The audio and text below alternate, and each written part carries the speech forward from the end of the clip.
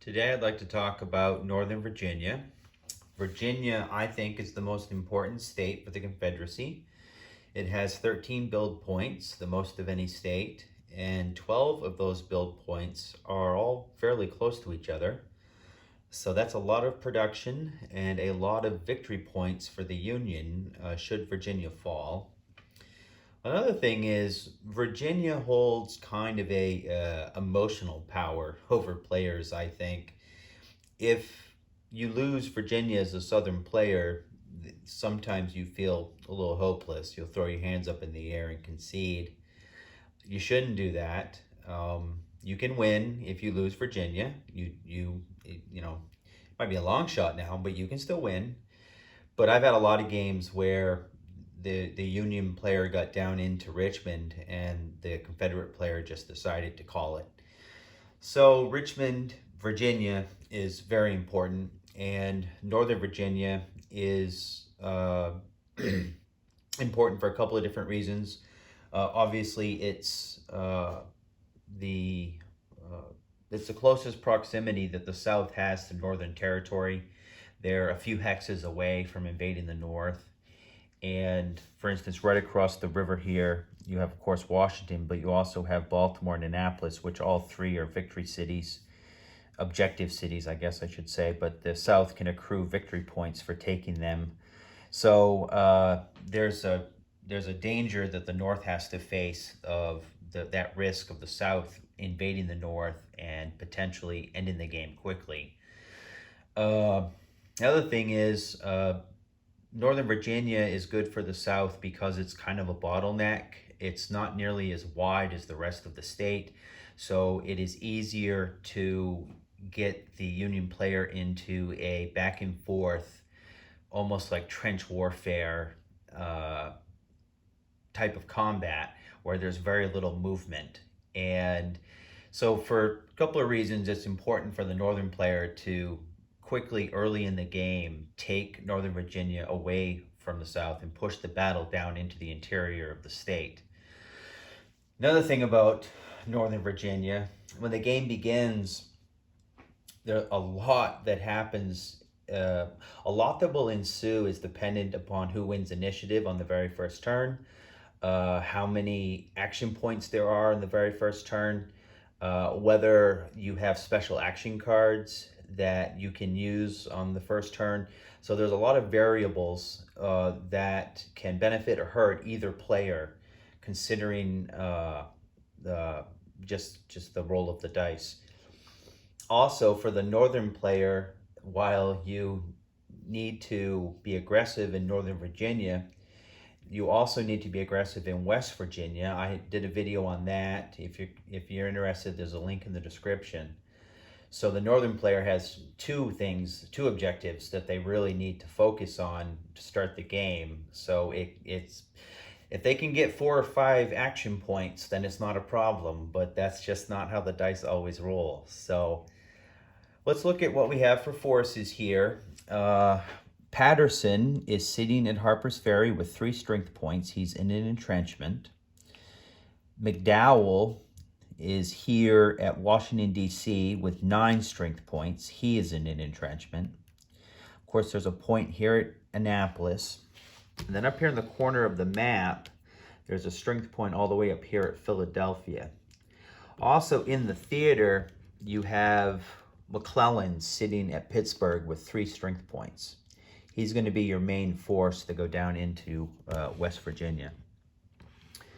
Now, the Southern player is at a great disadvantage to start the game in overall strength. Johnston is here at the top of the valley with 2 strength points. He's in an entrenchment. Beauregard is at Manassas with 4 strength points in an entrenchment. You have a strength point all by himself over here at Stanton. And then down here at Richmond, there's a strength point in an entrenchment. And you have a strength point sitting at Norfolk. He's actually sitting in a +2 fort. So the North starts with not quite twice as many strength points, but they have more strength points. And the North needs to take advantage of that superiority to start the game and push on the South as quickly as possible.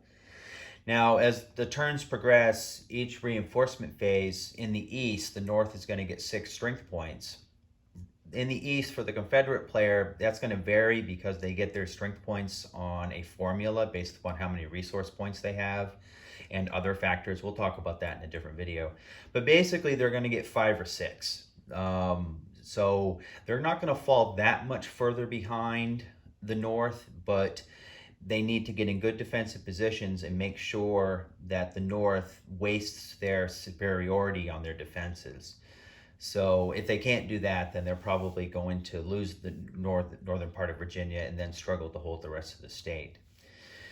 Another thing that the South has at a disadvantage is their forces are not arrayed as well as the North. Patterson is in a very good blocking position here at the top of the Shenandoah. He's not a very good general. He has no attack or defensive rating, but he is a speed 4. McDowell is in great position with 9 strength points to cross the Potomac and attack Manassas. At the same time, you have smaller armies up top. You have reinforcements that are away from the battlefield. It would be better if they started up north a little bit, but they don't. And also, it's unfortunate that Joe Johnston starts in the Shenandoah, where in reality he probably would be better served at Manassas because he's a 3-star general. He can command up to 18 strength points. Beauregard can only command up to 6 strength points. He's a 2-star general. So the whole situation for the South, they're a little discombobulated in their placement. And again, another thing that the Northern player needs to take advantage of. So before we actually start rolling any dice, I want to talk about a couple of hypotheticals first. So let's say we roll the dice, and this is what we come up with. It would be Union initiative, and there would be 4 action points to be spent anywhere on the map. Perfect. Now the Union player can do a bunch of things he wants to do. He can invade West Virginia. He can reinforce McClellan as he invades West Virginia. And he has the resources to cross the Potomac with McDowell and attack Manassas before Manassas can be reinforced. So that's a perfect scenario. The thing is, the odds of you getting 4 or 5 action points are not great, You're only going to get that once every 5 or 6 times probably. So in that scenario, the North is very happy. Let's say they get 1 action point though. 1 action point. Sorry, I can't. These dice are not cooperating. There we go.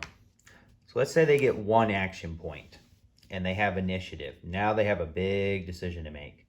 Because if you don't move into West Virginia on the very first action cycle, there's only 3 action cycles in the first 3 turns of the game. Normally there's 4.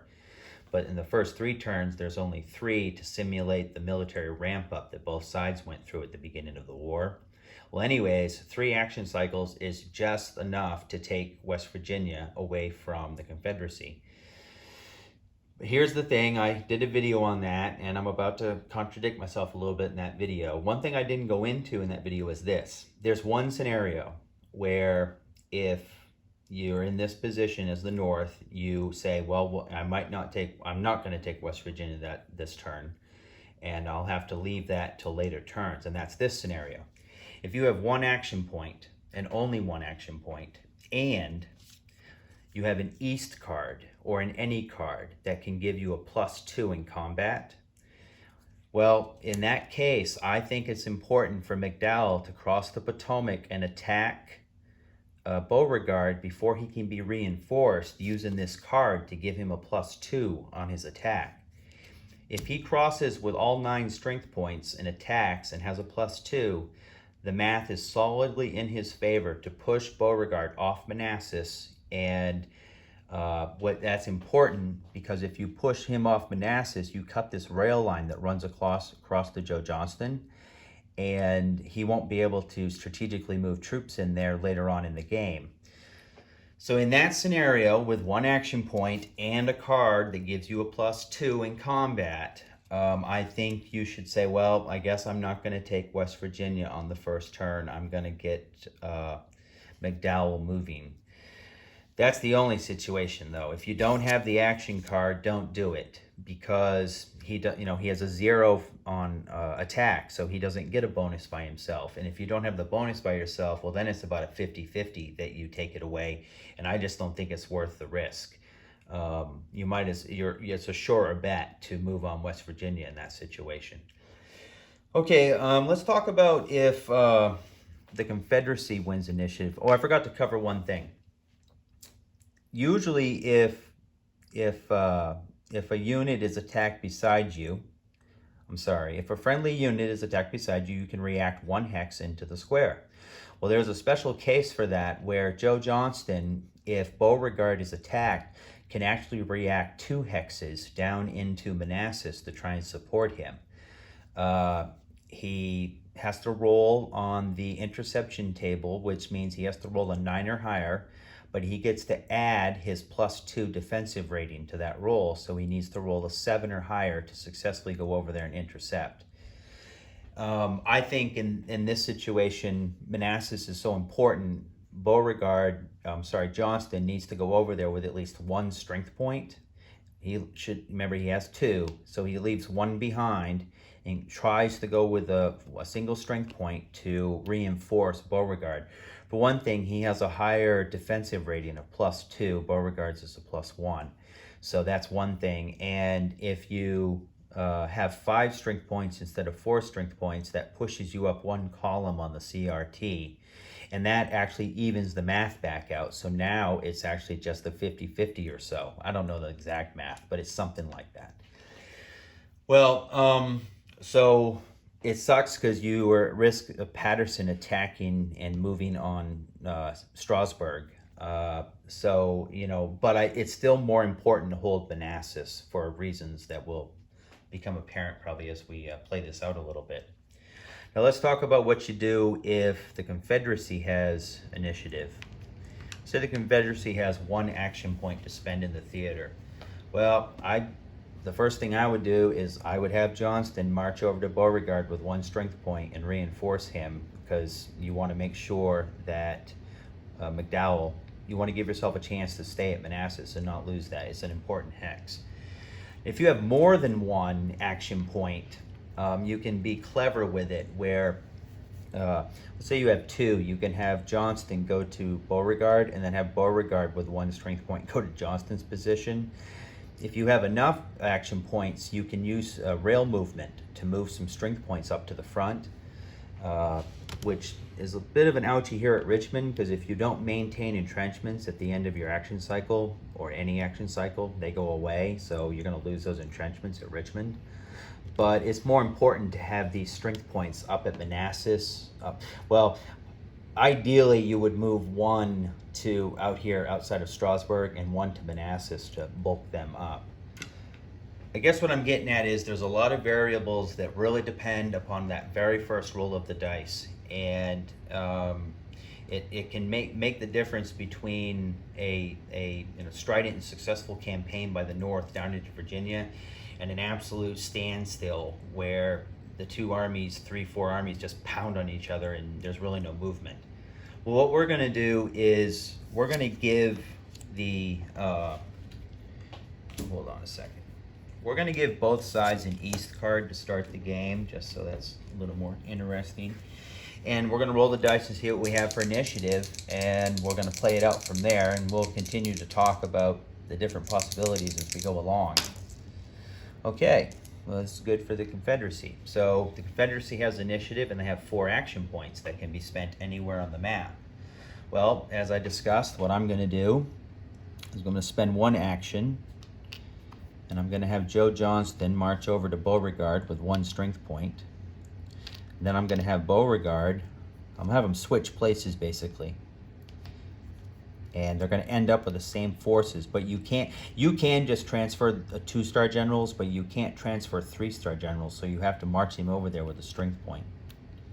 Well, I have 4 actions, so I'm going to move this guy by rail. He can go up to 10 hexes along connected rail lines.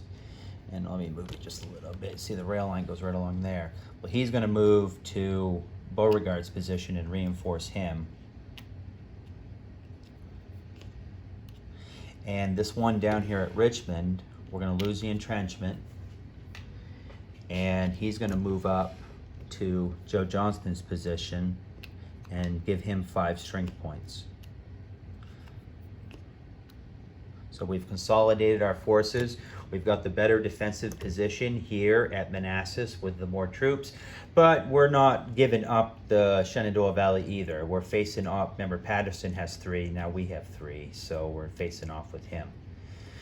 Okay, so that would be 4 action points, and you're probably thinking, man, you spend all 4 in the east. When the game begins, the first 3 or 4 turns, it's important to make sure that you give yourself the best chance to hold the North or take it away from the Confederacy. And if that means spending almost all the action points there for the first few turns, I think it's worth it. So this is not just a hypothetical. If I was actually playing the game with all 3 theaters, I would still have spent all 4 of them here in the east to consolidate my forces. Well, 4 action points is good for the North too, because that gives them time, 1 action, to move McClellan down to Grafton, West Virginia. That gives them another action to move a strength point to McClellan and turn him into a 4 strength point army. And as I explained in the other video, if you have 4 strength points, you can, it's an overrun on militia. Now that leaves Patterson with 2. But I don't expect Beauregard to attack him because Patterson, remember, is in a +2 entrenchment. We'll see. And that leaves two actions. And now the math does not support McDowell to cross the river, but he's going to anyways. You can't just sit here and watch the Confederate player build up forces in front of Washington. It's too much of a threat. You got to try and push him away from the city. So what he's going to do is he's going to activate. Note he has 4 movement points. First thing he's going to do is he's going to use a regroup action that costs 1 movement point, and he's going to regroup this strength point into Washington, D.C. And then with the 9 strength points, he's going to cross the Potomac here, not here, here. And he's going to cross to right there. Now Johnston has the option to try and intercept him there. He needs to roll a 9 or higher, just like the interception hypothetical from Strasburg to Manassas. So it's the same math. He would need to roll a 7 or higher because he gets a +2. Thing is, the only benefit he gets for stopping McDowell before he can cross the Potomac right there is he gets a +1 on defense to add to his +2. Well, he's already getting a +2 because he's sitting in an entrenchment here. So the math is better for him to just wait for McDowell to get to him. Now note I went here and not here. See how wide the Potomac is? This is a navigable river. If McDowell tries to cross in a navigable river and gets intercepted by Johnston, then he can only cross with 3 strength points and attack. And that wouldn't be good. So that's too much of a risk for McDowell to cross at Alexandria. There are benefits for being at Alexandria. You're sitting on a rail line that goes across the river. But hopefully you win this battle and are able to take control of Alexandria on the next action phase anyways. We'll see. Okay, so he's going to attack Johnston. Johnston has the option to withdraw. He's not going to. He's going to stay. And McDowell is going to use his East card to give him a +2 in the combat. So McDowell is going to have 9 factors with a +2. And Joe Johnston's going to have 5 with a +4. So let's look at the combat results table. So basically how this works is very simple. Up here you have the number of strength points in your army. Over here you have the potential die roll. And in the middle you have what losses you cause your opponent. So for instance, McDowell will be rolling on this 9 to 12 column. He gets to add a +2.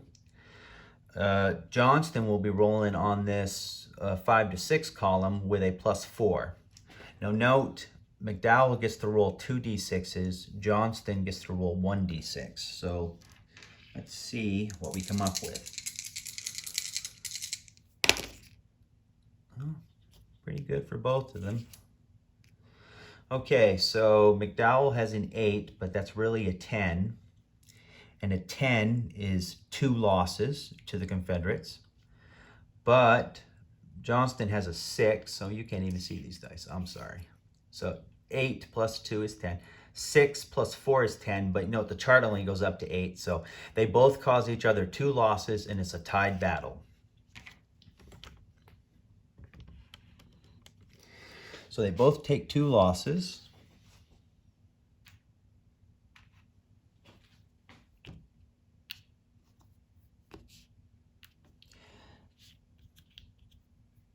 Tied battles are pretty good outcomes usually for the North. If you're in full supply in a tied battle, you don't get demoralized. And to be in full supply, you have to be on a rail line that leads, or a river that leads back to a supply point like a state capital. Well, in this instance, McDowell's right beside Washington, so he's in full supply. So nobody gets demoralized. Being demoralized is bad. If you're demoralized, you put this marker on. It gives you a -2 when you attack someone. Not a -2 when you defend, but when you attack, it's a -2.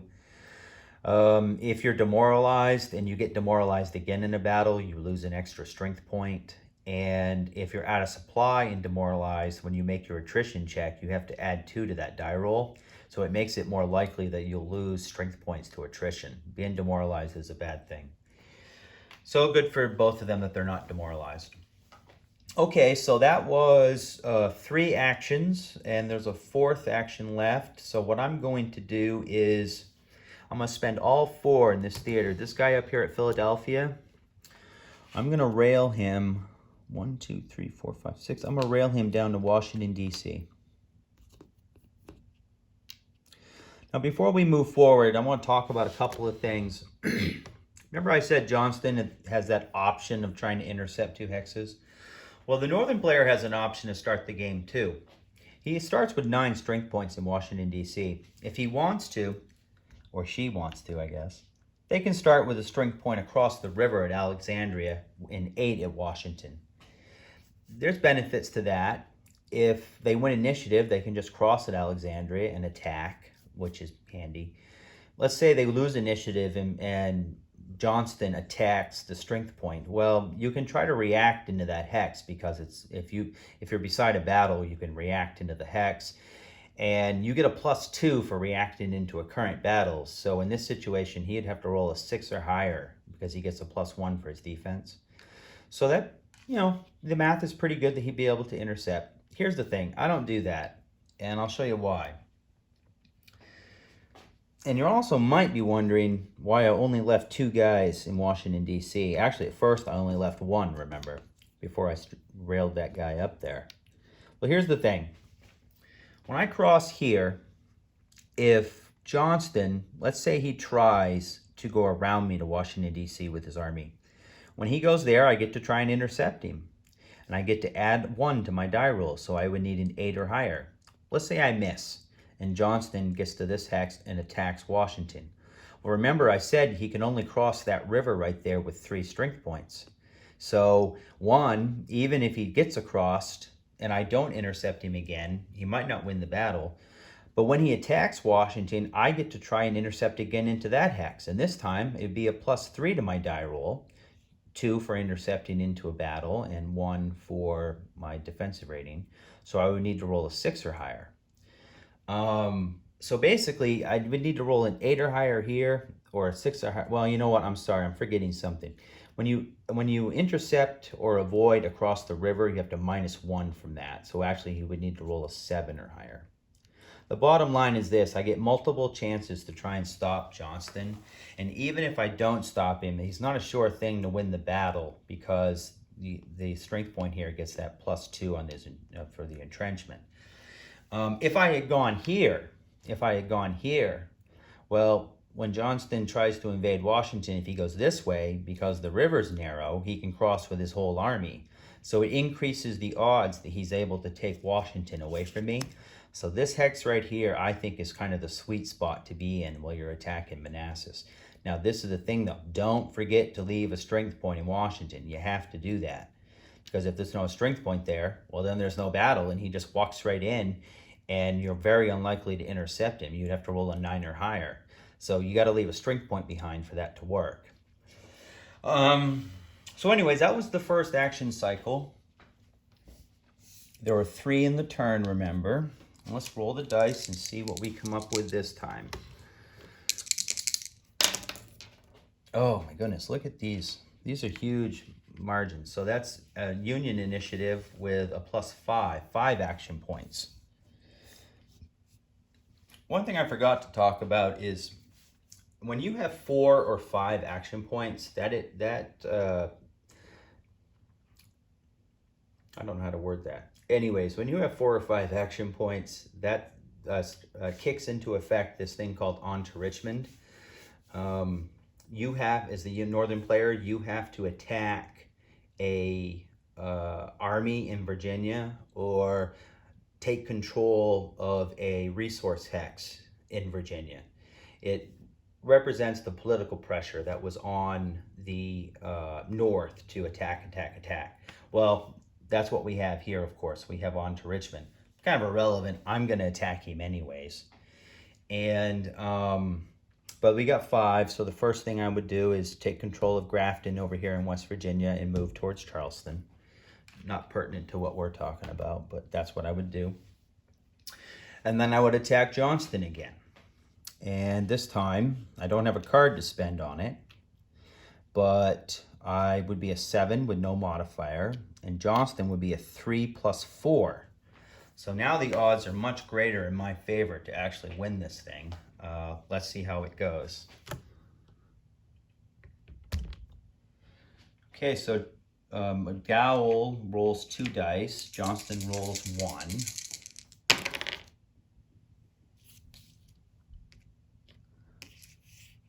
Okay, so McDowell rolled a 9. He's on the 7 column, and a 9 is 1 loss.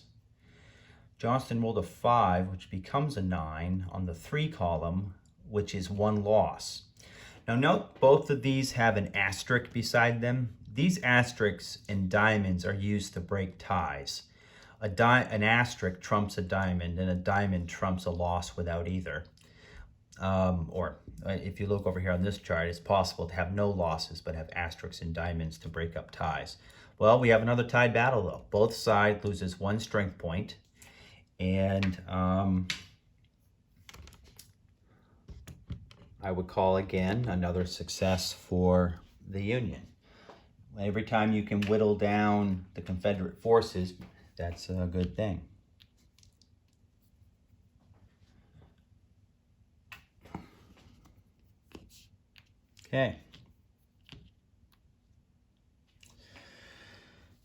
Okay, so there are more action points to be spent, but I'm not going to do anything with Patterson right now.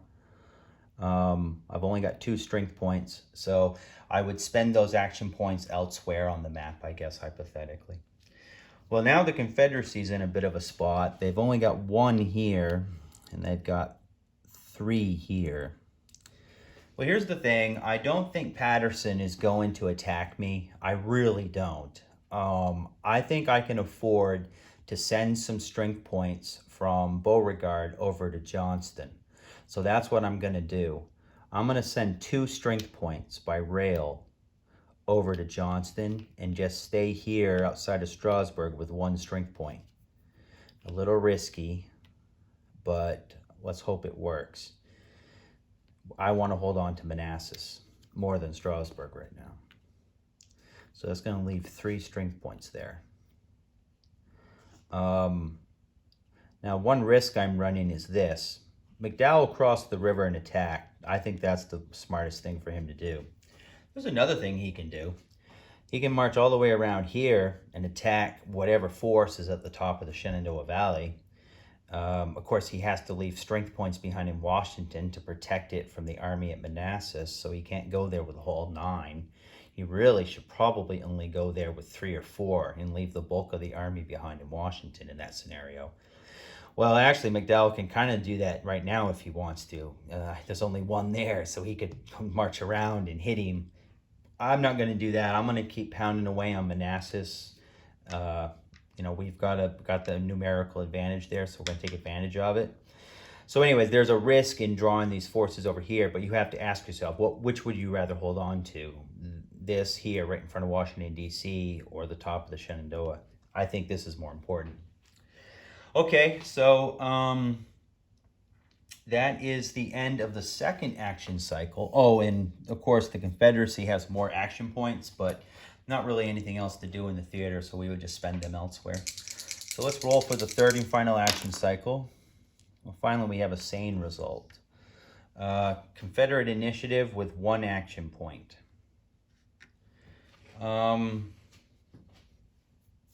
Remember I had this guy all the way down here at Norfolk, and I didn't really do anything with him. I think I'm going to move him towards the front a little bit. On the first turn, the Union can't mount naval invasions, so I'm actually not at risk of losing Norfolk at all. And on the second turn, they can only mount naval invasions with 1 strength point. So I feel pretty confident. First of all, I'm going to get a reinforcements phase, so I can put someone in there if I want to. But I'm going to move this guy to the front. Actually, I'm going to move him to here. I'm going to move him to Fredericksburg. That's kind of Johnston's fallback position. So I'm going to move him up there. Okay, so the Union has 1 action point, and this is a scenario where I want to attack again. I really do. But man, I'm so close to taking West Virginia. I can just walk into Charleston and take it away. So I have to it's a tough call. So what I'm going to do is I'm going to do the math. I'm a 6 plus nothing. He's a 3 plus 4. I'm going to look at this. So on the 3 column, the lowest number he can have is a 5 because he's a plus 4. It's likely he gets an 8, which would be a 1 with a diamond. I'm on the 6 column. Well, if I roll a 1, I don't cause him any losses. So 1, 2, 3, 4. There are 4 results that do not result in a 1 with an asterisk. So I've got a 33% chance of a 1 with an asterisk. If you look over here, because he gets to add that plus 4, he's actually got a 50% chance of a 1 with an asterisk. So that tells me I'm behind the math in this battle. I'm probably going to lose it. Now look, that doesn't necessarily mean you don't fight it. As the North, to pound on the South, you fight a lot of losing battles. Have you ever read about the Civil War? But in this situation, because West Virginia is right there for the taking, I'm going to hold off. And, well, actually, let me back up here. There's something else I could do.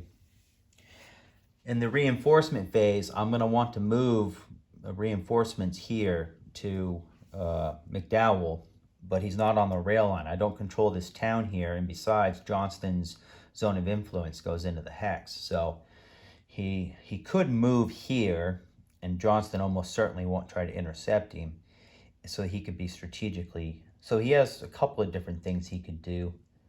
No matter what, I'm going to take West Virginia. That's what I would do in a real game, so that's what we're going to do in our example tonight. Okay, so that is the end of the first turn. Demoralizations come off at the end of the turn. We don't have any. You check for control. If you're sitting on an enemy town at the end of the turn, you get to take control of it. So for instance, we would take control, the Union would take control of Charleston, West Virginia, which is off over here somewhere.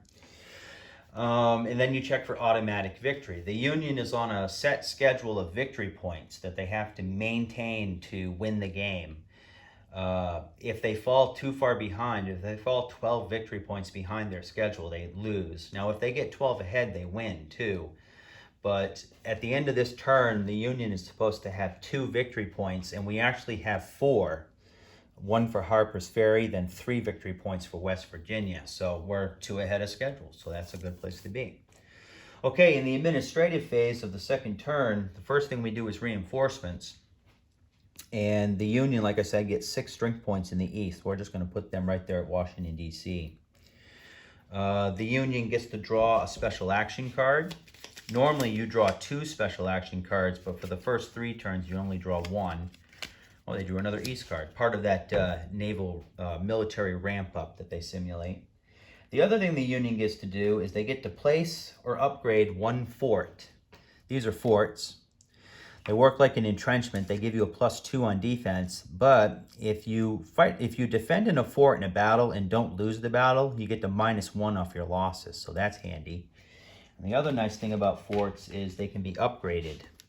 So there are +4 forts and there are +6 forts. That's as high as they go. Well, the first thing I do when I get these free forts is I build Washington up to a +6 fort. I think that's imperative. So now you put this on its build side. It will be completed at the end of the first Union action cycle. Kind of irrelevant. I don't think the South is going to come up there and attack it. But anyways. Okay, so we move to the Confederate administrative phase. Now the Confederates, like I said, get theirs on a set schedule, or I'm sorry, on a formula that varies. But what we're going to do is we're just going to give them 6. They get 6 half the time anyways. We're going to give them 6 and even this out a little bit. Now, Confederate action points have to be, they can be put in Confederate states 2 per state. So I got to spread them out a little bit. So I'll put 1 here at Richmond, or 2, I should say. And then I'll put 2 in North Carolina, and I'll put 2 in South Carolina. It doesn't really matter where they go, just as long as they're on a rail line that connects, because I'm going to move them to the front anyways. Okay, the next thing you do is called displaced units. If you fight a battle and you totally lose the battle, lose all your strength points, the generals go to these displaced box. They then re-enter their theater. We don't have any displaced generals, so we don't have to worry about that. Not yet, we don't. And then you do strategic movement. Well, the only strategic movement I'm going to make is this. I have 4 strength points all the way over in Charleston, West Virginia. I can move 1. There are no rail lines that connect from Charleston over to the east, which is regrettable. But on top of rail movement, which the Union gets 12, they can move 12 strength points by rail each strategic movement phase. On top of that, I can also move 1 by road in each theater. No roads on the map here, you see, but of course there were roads there. And it just helps simulate the fact that, not maybe massive armies, but, amounts of troops can move around that way. So I'm going to move 1 by road after all that. I'm going to move 1 by road here to Washington, D.C. And you know what? No, I changed my mind already. I'm going to move it to Patterson. Let's bulk Patterson up a little bit. Give him 3 strength points. Okay. So that's the only strategic movement that the Union has. Now the South has quite a bit of strategic movement. First thing we're going to do is rebuild Johnston's force, his command. So he's got 3 there. I'm going to build him up to 6 strength points. So I'm going to move 2 by rail from Richmond up here. This one I'm going to move by road from Fredericksburg. And I'm going to build him back up to 6 strength points.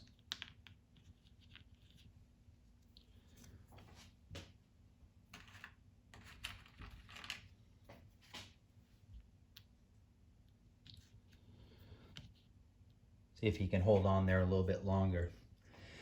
I have 2 left in, I'm sorry, I have 4 left, don't I? Well,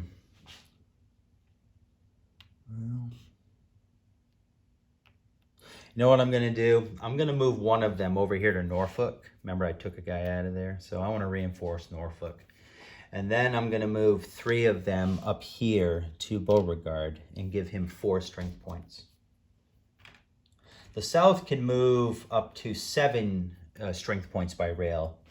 The rail network in the South, of course, wasn't nearly as well built up, I guess I should probably say, as in the northern states. But they can move 7 by rail. Okay, so the next thing you do is you look at your leaders. You see the leaders enter and leave the game on a set schedule. It's a historical schedule. And also leaders get demoted and promoted and all this stuff. Well, first of all, McDowell here, he gets demoted.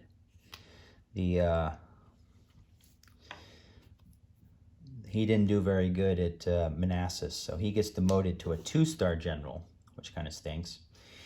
But I also get this guy here, Burnside. He's a good general.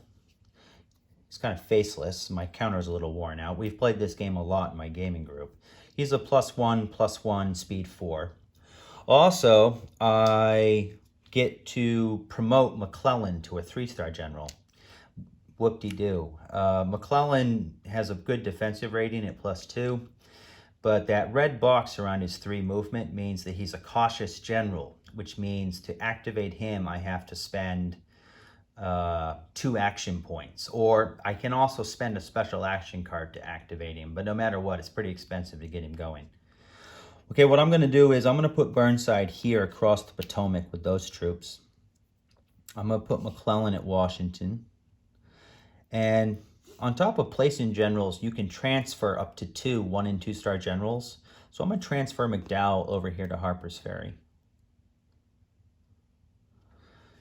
The Union, the Confederacy, I mean, gets 2 good generals. They get Longstreet, who right now is a 1-star general, which means he can command up to 3 strength points. But in a couple turns, he gets promoted to a 2-star general, and he has good ratings 1, 2, and 4. So he's fast, and he's got a good defensive rating.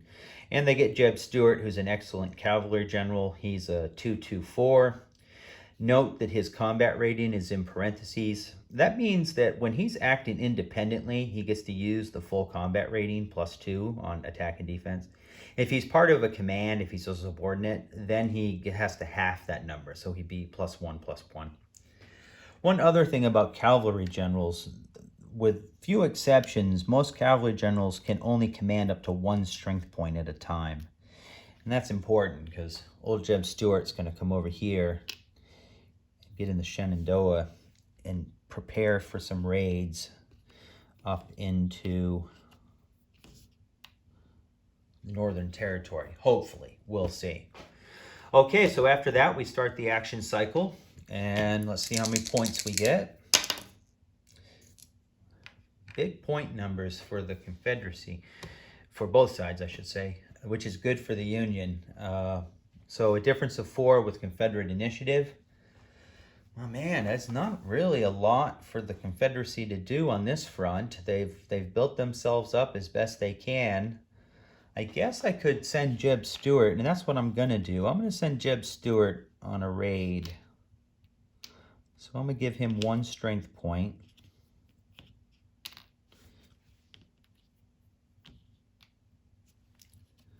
Sorry. 1 strength point. And he has a movement of 7. It costs 2 to cross these mountain ranges. So he's going to go 1, 2, 3, 4, 5, 6, 7 up here. Oh, you can't see that. Sorry. He's going to come all the way up here.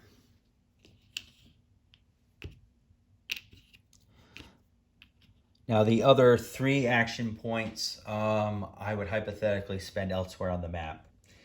At the end of the action cycle, you check all your units for supply, and Jeb Stuart is out of supply. And how I know that is this. Like I said, to be in full supply, you got to be on a railroad, beside a river. There are different ways of getting full supply. Well, there's also limited supply. And to be in limited supply, you have to be able to trace a supply path of 4 movement points back to a friendly town, a friendly strength point, and that chain can't be interrupted, and it has to lead all the way back to a supply point. Well, obviously, the closest friendly town to him is here. So this is actually in Maryland, barely, but that town's in Maryland. So he's actually 1, 2, 3, 4, 5, 6 movement points away, so he gets put out of supply. Now also, at the end of the turn, if you have out of supply units, you have to roll attrition for them. But when you roll attrition, if you only have 1 strength point, the only way you can lose it is to roll a 6. And Jeb Stuart gets to minus his attack rating from that roll. So it's impossible for him to die to attrition right now. When winter comes along, when spring and fall come along, then you add modifiers for those seasons, and it's not as easy to be raiding with cavalry. But he's alive for right now. Okay, so we have 4 action points for the Union now. The first thing we're going to do is Patterson is going to go chase after Jeb Stuart. So, no, actually I'm going to send McDowell. McDowell's going to take 1 strength point. And he's going to go 1, 2, 3, 4 here to Harrisburg and kind of get in Jeb Stuart's way a little bit. Hopefully we'll be able to chase him down. Okay, the next thing I'm going to do is I'm going to activate McClellan, which takes 2 action points. McClellan is going to leave... McClellan's only going to leave 1 strength point behind in Washington. Now, remember I said at the end of the action cycle that fort gets completed, so I'm just going to do that right now. He's going to leave 1 strength point behind, and he's going to cross the river with 7.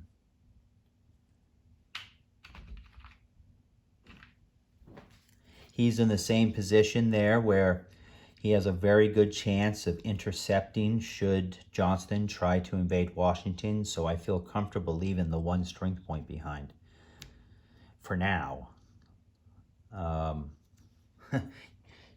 course, I've had games where I got real uncomfortable about leaving 1 strength point in Washington real quick. But anyways, for right now, I'm going to play with the math on my side. And he's going to attack Johnston. Now, Johnston has 6 strength points, and he gets a +4. McClellan has 13 strength points. If you have more than 6 strength points, you get to use subordinate generals' combat ratings. If you have 13 or more strength points, you can use up to 3 generals total, commanding general and 2 subordinates. So Burnside here gives McClellan a +1. Now I have this card here which I could use to give me another +1. I'm going to hold on to it. Maybe I roll 1, an action of 1. I'm sorry, a differential of 1 next time and only have 1 action point. Well, I'll need this card to get McClellan moving. So I'm going to save the card. So I'm going to have 13 +1, the Union, and the South is going to have 6 +4.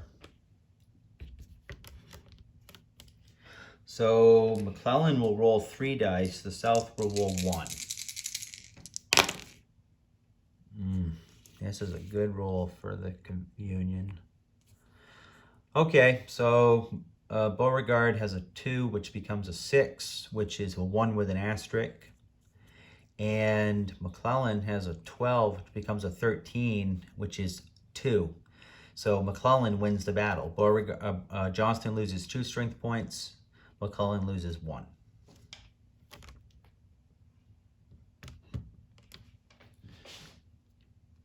So he loses 1. Johnston loses 2.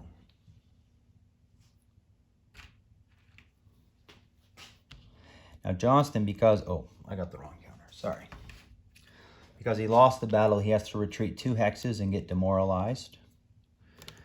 So he's going to go back here to Fredericksburg. And he's going to get demoralized.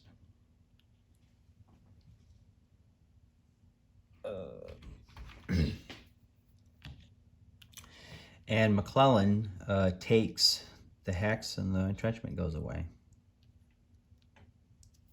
Okay, success for the Union.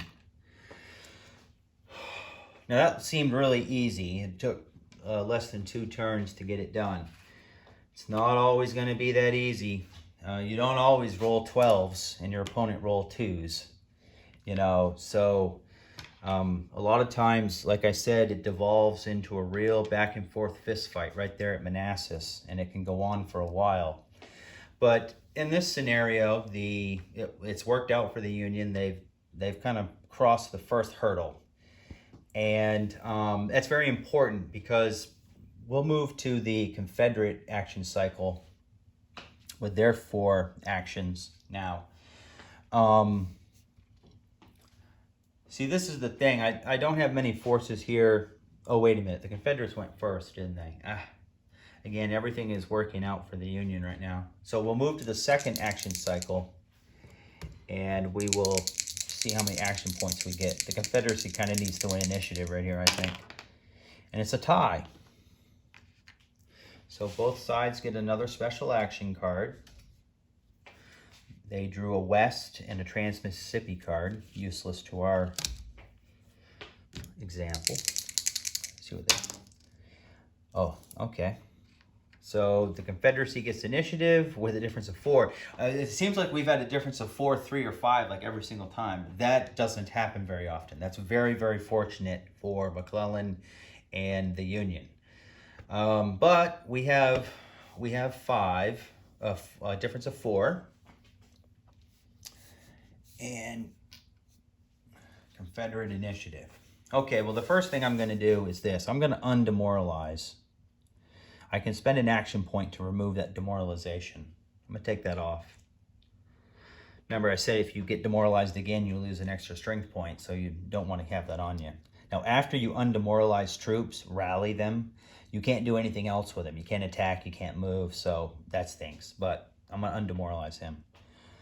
The second thing I'm going to do is I'm going to do it again. This guy all the way down here at Norfolk, he's moving up to the front. And we already established he can get all the way to Fredericksburg, so he's going to reinforce Johnston at Fredericksburg. The third thing I'm going to do is I'm going to entrench at Fredericksburg. This was actually really fortunate for the Confederacy that they got 4 action points here because they had a lot of stuff they needed to do. You can entrench 2 ways. You can activate a stack and have them spend 2 movement points to entrench, or you can use an action point and place an entrenchment under any forces you have on the map. Strength points or militias. So that's handy, especially for the South. Okay, so we have 1 action point left. And here is where the South has a really tough decision. It's really not that tough. I mean, I know what I'm going to do. I don't think Beauregard can stay up there at the top of the Shenandoah anymore. If he tries to stay, he's at risk of McClellan coming over and attacking him, and McClellan greatly outnumbers him. Now, that's not without some value. McClellan probably wouldn't come with his whole army. He'd leave some troops in front of Johnston to protect Washington, I think. But still, I've only got 3 strength points, and I desperately can't lose them. I'm losing too many strength points as it is. So he's going to withdraw, and he's going to go down the valley. I'm going to go 1, 2, and then I'm going to stop right here, and I'm going to build an entrenchment, 3, 4. I would like to go all the way down to Stanton, but I don't want to get, what I don't want to happen is to get down there. I don't have the movement to build the entrenchment for McClellan to split off some forces. Well, what if he wins initiative next action cycle and can move before I can build entrenchments? Well, he might wipe me out. So no, I'm going to stop right here and entrench, and next turn move on to Stanton and fortify. Okay, so that was 4 action points. And note, I didn't get to do anything with Jeb Stuart. He's just sitting up there right now. But still, you know, you gotta budget your action points. Okay, so it is the Union part of the turn. Well, I guess I should attack again. I got 12 and he's got 5.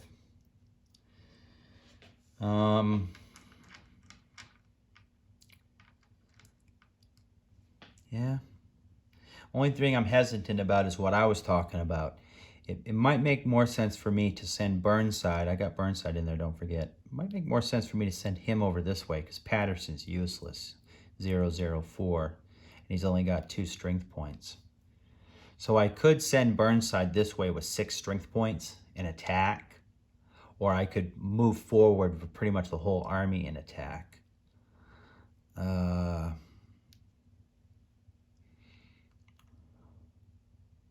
It's a tough call, and I'm not really sure what I'm going to do. Let me talk about this for a second. You know, the goal, your goal as the Confederacy is to draw the Union into a quagmire, and so far that hasn't worked in this game.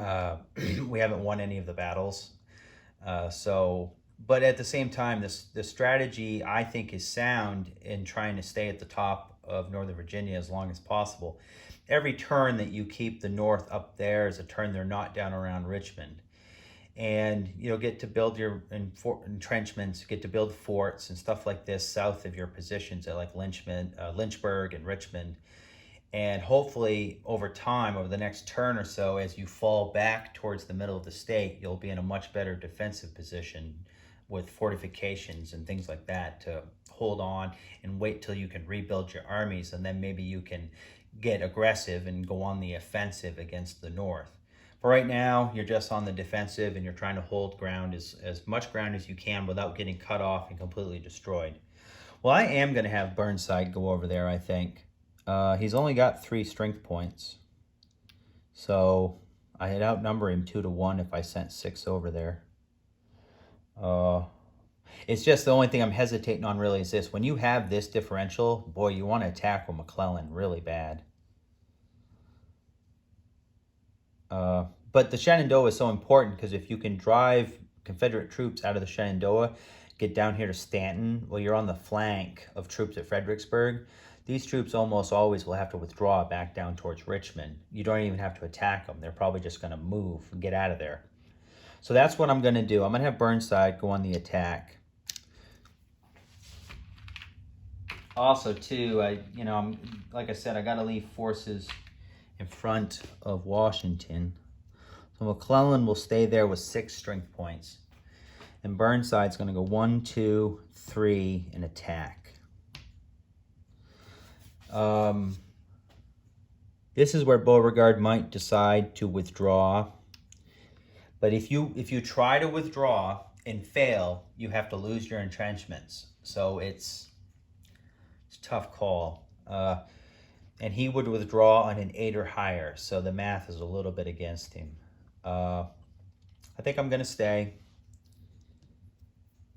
I don't want to lose the entrenchment. So I'm going to stay. So both sides roll 1 dice, and both sides add 1 to the die roll. If I can get this right. All right.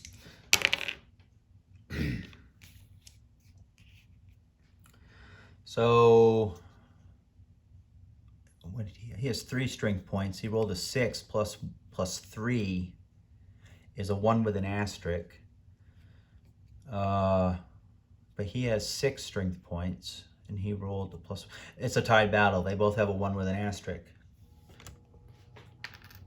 Quite a lot of tied battles. But this is a situation where we got to pull out the demoralization markers because both of these armies are in limited supply right now.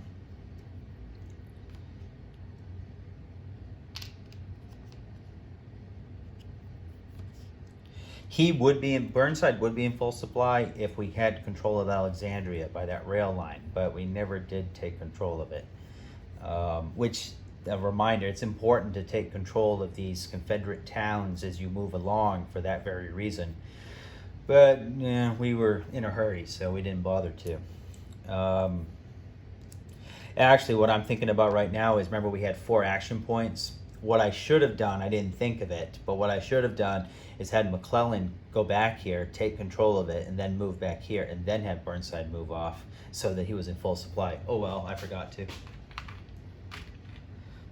And he's demoralized, of course, because he's more than 1 movement point away from a rail line or objective hex.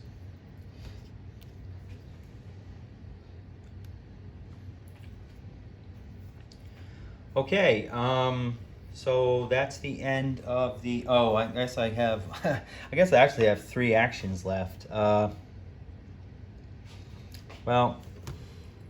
I'm going to get McDowell going. He's going to go over here and try and attack Jeb Stuart. So he's going to go 1, 2 and attack him. And Jeb Stuart's going to try and withdraw. Now he gets to add his +2 on defense and another +2 because he's cavalry. So he's going to try and get out of there.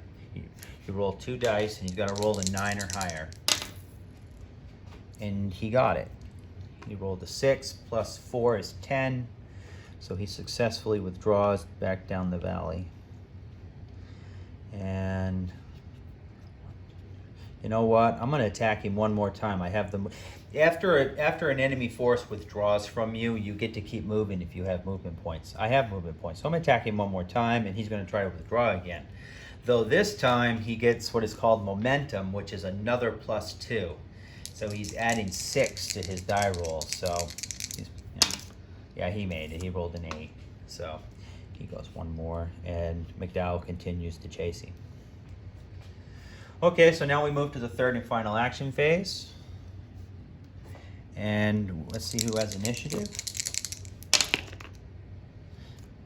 This is kind of weird. Every single one has been a difference of 4 or something.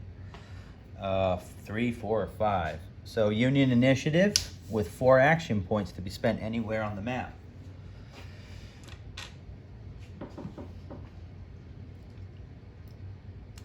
I want to kill Jeb Stuart, and I can do it now because, yeah, I can. I hope. Patterson, I'm going to activate him, and Patterson's going to go 1, 2, 3 like that. Now when he moves to that hex, Jeb Stuart, what I'm going to try and do is pin him in zones of control. If you have the same or more strength points than an opponent and he has to retreat through your zone of influence, he's eliminated. So hypothetically, if he can't, but if he had 3 strength points, he wouldn't be at risk of being wiped out due to retreat, but he only has 1. So Patterson's going to try to move there. Well, when Patterson tries to move across the mountain, Jeb Stuart's going to try and intercept him. So I'm going to try to move into that hex and intercept him. And again, I get to add 4 to the die roll because 2 for his rating and 2 for being cavalry. And I just made it. I rolled a 5, which is a 9, so I'm here. So now this means that there will be a battle in this hex. Hate to do it, but I need to kill him. Patterson is going to spend this east card to give himself a +2. Stuart's going to have a +3, 2 for his rating and 1 for being across the mountains. So Stuart's on the 1 column and Patterson's on the 2 column.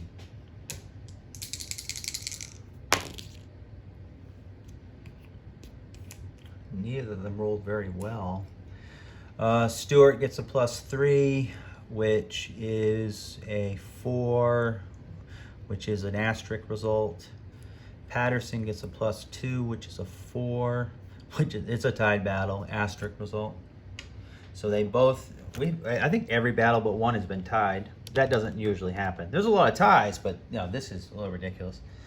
Okay, so Patterson is in full supply. He's right on this rail line that leads back, so he's not demoralized, but Stuart is demoralized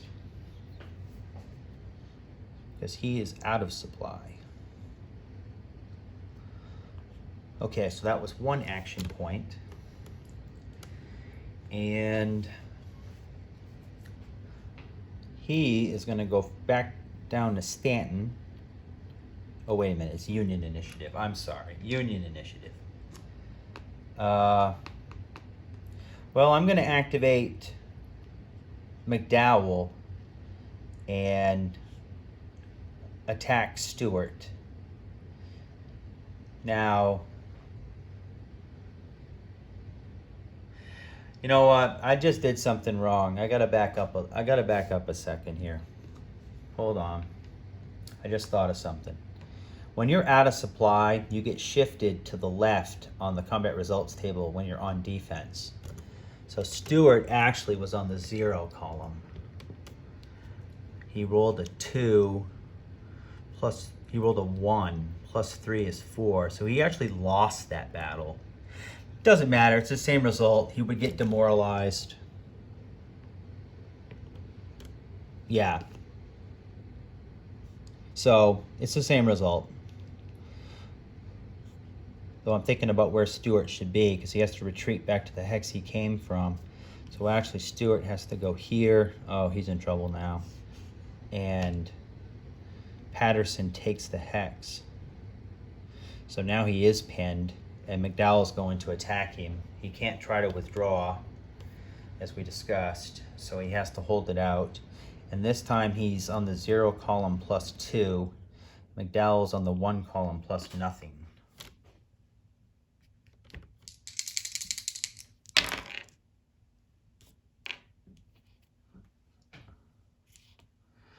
Uh, 4 on the 1 column is an asterisk, but on the 0 column, it's a tied battle. Uh-oh, that kills him. Remember I said if you get demoralized the second time, you lose a strength point? Well, he just got demoralized again. So he is gone. And here, actually McDowell gets demoralized because he's, see this black line here? You can't trace supply across that mountain range there. It's impassable. So he does get demoralized. It's weird, he won the battle, but he gets demoralized because it was a tied battle. But Jeb Stuart is gone. And we put Jeb Stuart over here in the displace box.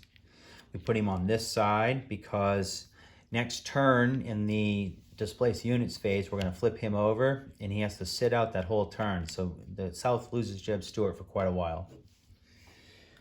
Which is why I was so aggressive going after him.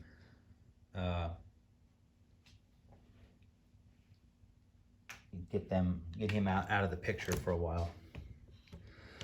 Okay, so that was 2 actions. The Union has 2 left. Oh, this entrenchment's going to have to come off, I think. If you don't maintain it, it comes off. But I don't know what to do with the other 2. McClellan's not going to move forward with just 6 strength points and attack Fredericksburg. So not going to do that. I don't want to attack demoralized. Well, hold on. How many has he got left? You know, he's only got 2 in there. I get a -2, but I get a +1 from Burnside's combat rating, so it's only really a -1.